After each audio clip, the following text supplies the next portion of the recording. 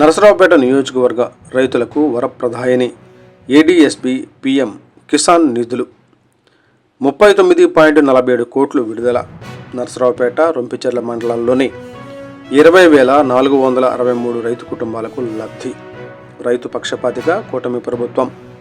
MLA doctor Chadalavada Arvind బాబు.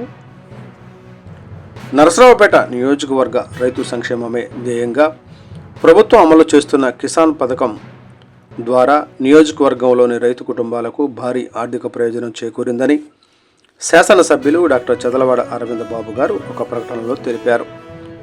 నియోజకవర్గ పరిధిలోని నరసరావుపేట మరియు రొంపిచెర్ల మండలాల్లోని మొత్తం 20,463 లబ్ధిదారుల కుటుంబాలకు 3 విడతల్లో కలిపి మొత్తం 39,4,732 నిధులు విడుదలయ్యాయని ఆయన వివరించారు.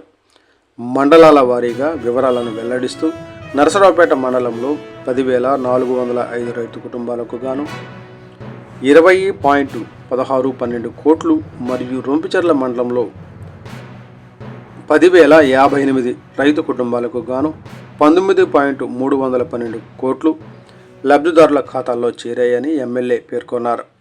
విడతల వారీగా చూస్తే నియోజకవర్గ వ్యాప్తంగా మొదటి విడతలో 14.3 కోట్లు, రెండో విడతలో 13.3 కోట్లు మరియు మూడో విడతలో 11.8732 కోట్లు రైతుల ఖాతాల్లో జమ అయ్యాయి. ఈ సందర్భంగా ఎమ్మెల్యే గారు మాట్లాడుతూ కూటమి ప్రభుత్వం రైతు పక్షపాతిగా పనిచేస్తోందని, ఈ నిధులు వ్యవసాయ పెట్టుబడులకు మరియు రైతు కుటుంబాల ఆర్థిక పురోభివృద్ధికి ఎంతగానో దోహదపడతాయని తెలిపారు. సాగు పనుల్లో రైతులకు ఎటువంటి ఇబ్బందులు కలగకుండా ప్రభుత్వం అన్ని విధాలుగా అండగా ఉంటుందని ఆయన ఈ సందర్భంగా భరోసా ఇచ్చారు.